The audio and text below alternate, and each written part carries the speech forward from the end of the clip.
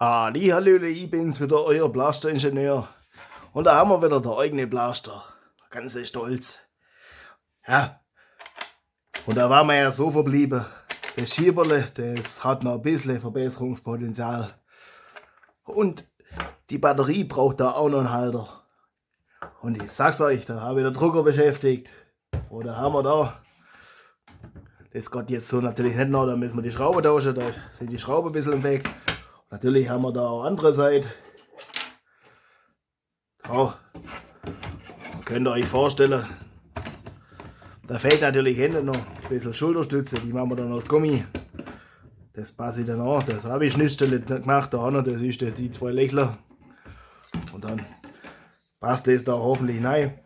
Und dann haben wir auch gleich noch da das ist, dass das Magazin nicht rumfliegt. Das ist, und habe ich so Federle, das habe ich von irgendeiner Riken oder was weiß ich, habe ich das ist so Federle fürs Triggerle. Das geht da noch. Und da geht es rein.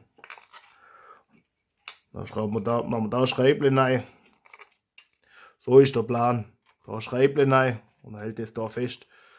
Und dann kann man das da nach hinten. Okay. Ich hatte da ein Federle. Ich korrigiere. Ich muss jetzt nachher erst einmal kurz hoffen, dass ich das wieder irgendwo finde. Aber das lasst mal meine Sorge sein. Und dann haben wir da ein Schieberle. Das müssen wir da haben. Das ist jetzt ein bisschen eine andere Farbe. Das Grau war halt gerade drin, das Silber geht langsam alle. Und ja, da müssen wir jetzt das ganze Bleisterle zerlegen, damit wir das Schierle reinkriegen. Aber das ist hoffentlich dann das Letzte. Das wäre schon schön, wenn das gescheit gegangen hätte. Und dann hätte ich sagen, ich zerlege das mal, suche davor das Federle und dann schwätzen wir weiter. Bis gleich.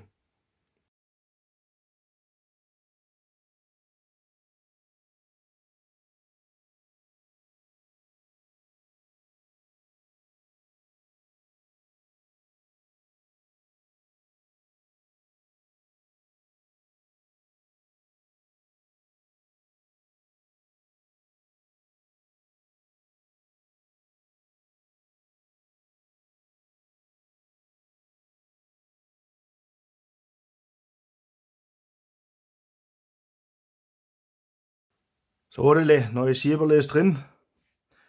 Das andere, das kommt jetzt ins Archiv. Und das hat man irgendwann mal. Ja, das ist immer noch das Toll, das bei dem der Druck irgendwie, oder bei dem das leise nicht ganz so geklappt hat. Also da die 3D-Brotschneidmaschine hat da irgendwie mir da einen Krust draus gemacht, deswegen schnabelt es da ein bisschen. Das hat man eigentlich ein freundliches Tröpfle Heißkleber noch machen. Aber beim nächsten Mal. Oder ich mache das irgendwann mal. In aller Gemütlichkeit.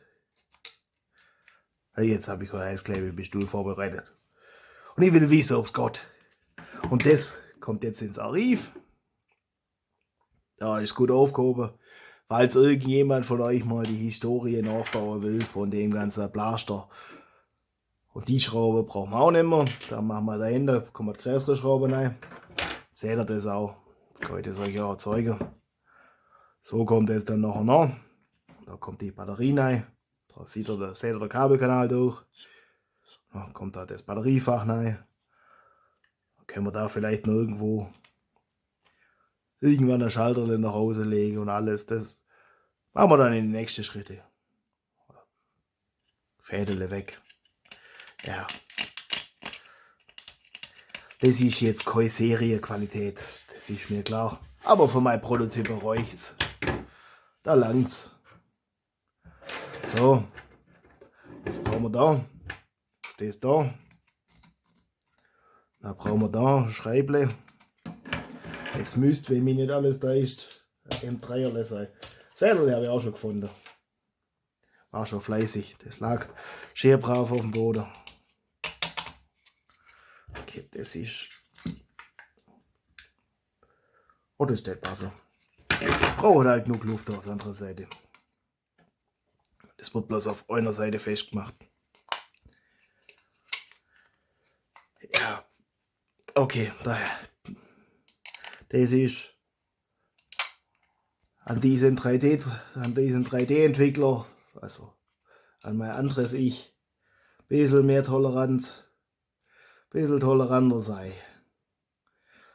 Und ein bisschen zu wenig Luft lassen. Brauche ich da Werkzeuge, um das Schreibchen reinzukriegen. Das ist halt anstrengend. Da hätte man schon fertig sein können, wenn ich da gescheit Luft gelassen hätte. Ja, so geht's auch. Vielleicht finden wir eine Unterlagsscheibe. Nur vielleicht. Können wir das zusätzliche Gewicht spendieren. So. Schärfer versenkt ist der. Gucken wir noch nach dem Unterlagsscheibe. Ich glaube, da habe ich auch was für M3 da. Ganz auf habe ich da. Dann spendieren wir da Unterlagsscheibe. So. Und eine Mutter, das auch hält.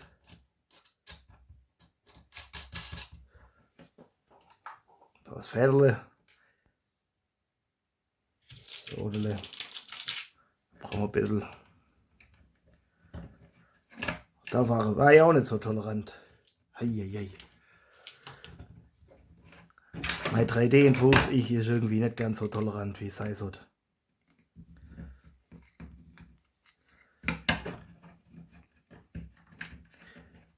Okay, das ist auch zum Neuschrauber gerüstet. Eieieiei.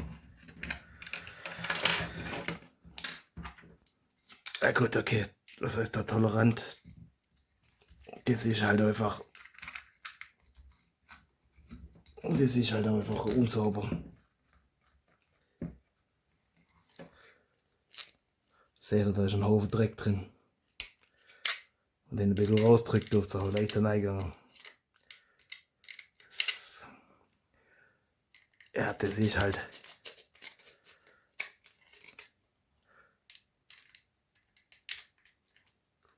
Dem Loch sollte man Stützstruktur eigentlich haben und das ist aber auch scheiß nachher so interne Stützstruktur rauszukriegen. Deswegen mache ich das immer ohne Stützstruktur und dann hat's halt. Ist halt unsauber. Oh ja, das kriegt man das irgendwie hin.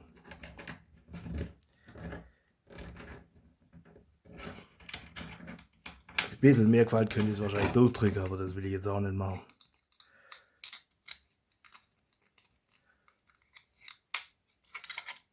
Dann machen wir ein Mutterle dagegen. Mit ein bisschen Glück habe ich das richtig geplant.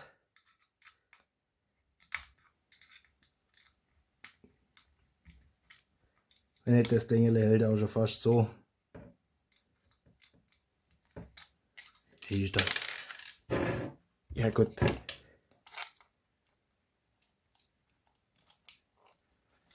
Das ist ja bloß, dass das Fädel ein bisschen festhält. Ich sehe gerade. Das wird so. Gut, das geht ja nachher, wenn es eingebaut ist, nicht weiter vor wie so. Ich will nur sicherstellen, dass das Fädel nicht ein Auslang raushupft. Ich habe ehrlich gesagt keine Lust, ständig Fädel zu suchen. Lass halt fallen. Und noch ein paar Runde. Ich würde sagen, ich schraube das alles mal wieder zusammen im Schnelldurchlauf. Bevor ich da jetzt ewig schraube und nebenher babbel. Oder schwätz, auf gut Schwäbisch. Schraube ich das im Schnelldurchlauf zusammen und dann schwätzen wir weiter. Bis gleich.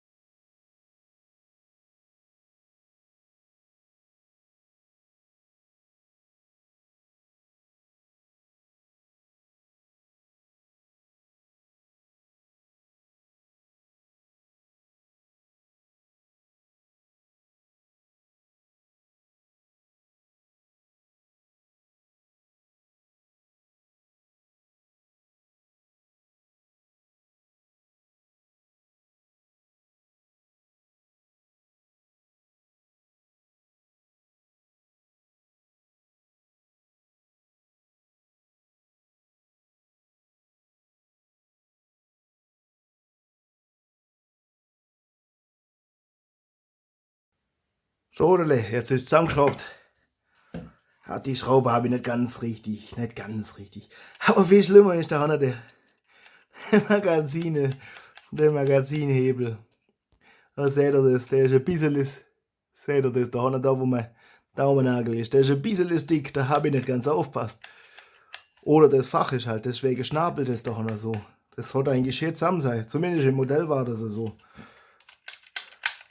Aber ihr dacht, wir probieren das jetzt einmal zusammen, ob das denn überhaupt so geht. Ja, das sitzt jetzt satt drin. Dann kann ich das, zack, raus. Da vorne. Sollte erstmal ein bisschen laden. So. Dürfte auch mal sehr, was für ein Scheißaufwand das ist, das Magazin zu laden.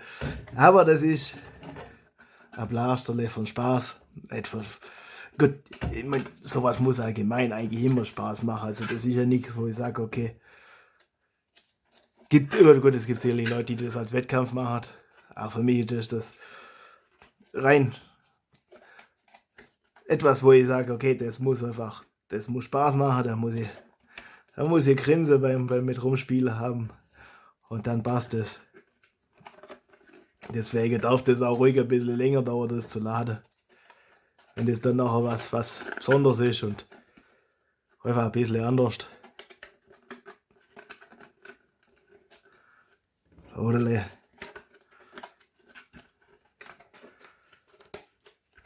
jetzt muss das jetzt so da vorne rein. Und dann sitzt das. Da können wir da noch. Ja, ich will jetzt dahinter keine Schrauben reinmachen. Die sollte vielleicht auch ein bisschen locker machen. Die habe ich jetzt bloß festgezogen, damit die Mutter nicht gezogen wird. Dass das jetzt da noch ein bisschen schnabeln kann. Okay. Das ist nicht ganz ergonomisch. Also, ja. Dann kann ich das da so, zack, nein. Aber ich glaube einfacher ist, deswegen habe ich das oben einfach ein bisschen größer gemacht. Mal das Magazin so rausnehmen. Da kann man da ein bisschen drauf drücken. Vorne muss da vielleicht ein bisschen das nachher, da kommt der Verkleidung drumherum noch irgendwann mal. Da muss man das da noch ein bisschen weiter noch überlappen lassen. Dann hebt das da, dass das da so wo mein Hand jetzt ist, dann hebt das da. Weil klar kann ich das jetzt noch so rausnehmen. Gut, so richtig raus geht es da nicht. Und das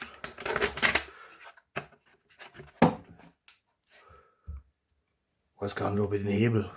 Ach, der tut ein bisschen in der Hand weh. Ob ich den nicht einfach unter abschneide. Ob ich den überhaupt so lange brauche. Das langt eigentlich so, zack, und draußen ist. Zack, ist wieder drin.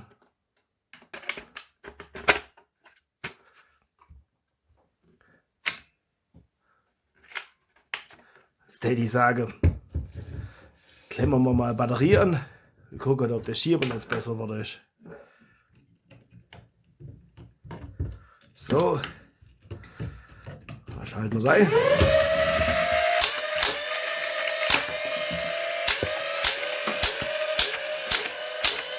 Ja. So gefällt mir das. So gefällt mir das. Das ist, leeres Magazin kann man immer noch nicht rein da. Aber ich glaube, das ist auch ein Ding, wo ich sage, das muss man nicht beheben. Also ich mache dann jetzt Neues. Ich glaube fürs erste, ja, da muss ich einfach da ein Millimeter oder 2 müssen von dem Hebel weg. Wobei ich mir nicht sicher bin, den Hebel nicht einfach komplett. Und dann kann man dahinter mal fürs erste einfach Schrauben rein, bis ich dann irgendwann, weil das habe ich da so gemacht, dass man dann irgendwo, weil das wurde jetzt, wenn man da noch mal Schulter hat, dann wird das ist das ein bisschen ein kurzer Abstand. Da könnte der Hanna jetzt einfach noch, glaub's, ja, so ein Stück bräuchte. Das ist jetzt professionell gemessen. So ein Stück bräuchte. Könnte ich das einfach da ergänzen. Und da habe ich da ein bisschen Modularität. Das ist allgemein. Da kann ich da irgendwann mal vorne den Schwungrädler, das Käfig austauschen und dann nochmal mehr. Weil die Modelle, das ist jetzt halt irgendwas, was ich gefunden habe. Also nichts Hochwertiges oder so. Ich dachte, mach mal, das ist jetzt alles. Wobei, also falls ihr das letzte Video nicht angeschaut habt, wir machen jetzt diesmal keine Messung, weil an eigentlicher Leistung haben wir nichts verbessert.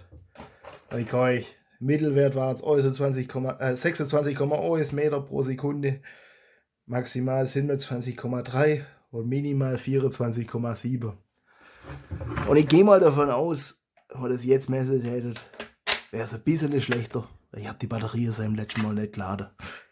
Also durfte es einfach ein bisschen minimal, was halt die Batterie jetzt entladen sind, was ich so selber noch mit rumgespielt habe.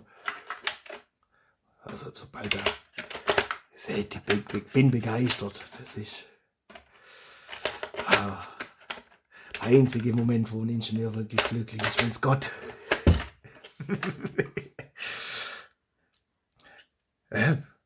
Jetzt können wir dann. Das sieht jetzt halt alles noch nicht schön aus. Da können wir uns jetzt auch drum kümmern. Und da noch, der Griff ist mit der Schraube natürlich nicht ganz angenehm.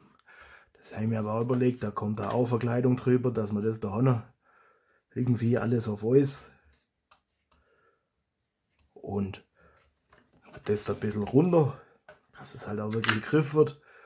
Und ich glaube, das mit dem Mittelfingertrigger, das lasse ich vorerst einmal so. Also wenn schon speziell, dann richtig speziell. Das fliegt halt raus. Wenn schon speziell, dann richtig speziell. Aber bevor ich den schiebe jetzt wirklich, also ihr habt es jetzt gesehen, ist besser geworden. Aber ich teste jetzt noch mal ein paar hundert Pfeile. Das einfach, dass ich weiß, dass er wirklich passt. Und dass man dann auch wirklich sagen kann, jetzt kann man den nächsten Schritt weiter. Und dann kann es sein, dass ich die Teile mal neu ausdrucke, einfach, dass ich da auch weiß, dass das Modell jetzt passt. Oder ob ich das Modell vielleicht nochmal überarbeiten muss, das passt, dass der Slicer damit zurechtkommt. Also die Plastikbrotschnittmaschine. Das ist ja. Ich mag es einfach, wenn man eine Idee hat, das zeichnet und dann das ausdruckt und dann da dran rumbastelt und das dann nachher Realität wird. Das ist halt einfach klasse. Das ist einfach das, was das ausmacht. Also ich nenne es Bachelor, aber eigentlich ist es schon Ingenieurskunst. Hohe Ingenieurskunst. Da habe ich jetzt aus der Not eine Tugend gemacht. Da habe ich die Feder da zwischen die Mutter eingespannt. So konnte man die nicht verloren. Und das passt recht gut. Und der hat wahrscheinlich auch schwächere Feder lang, aber die hatte ich halt gerade da. Muss ich mal gucken, dass ich dann das nächste Mal dann irgendwelche Feder nehme, die halt so eine größere Stückzahl günstig kriege. Aber jetzt gucken wir erstmal, an Serienproduktion machen wir uns dann Sorge, wenn wir in Serienproduktion gehen wollen. Erster Schritt gucken wir mal, dass wir gescheite Prototyp haben, mit schönem Design und allem.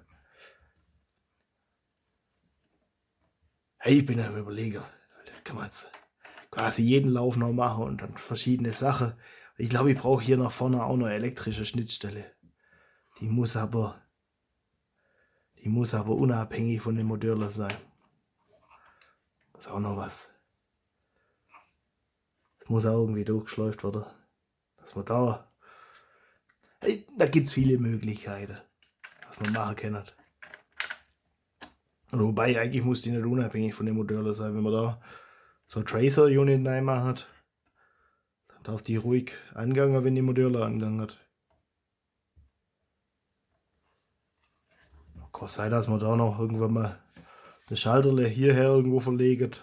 Das bin ich noch am Überlegen, oder das da noch,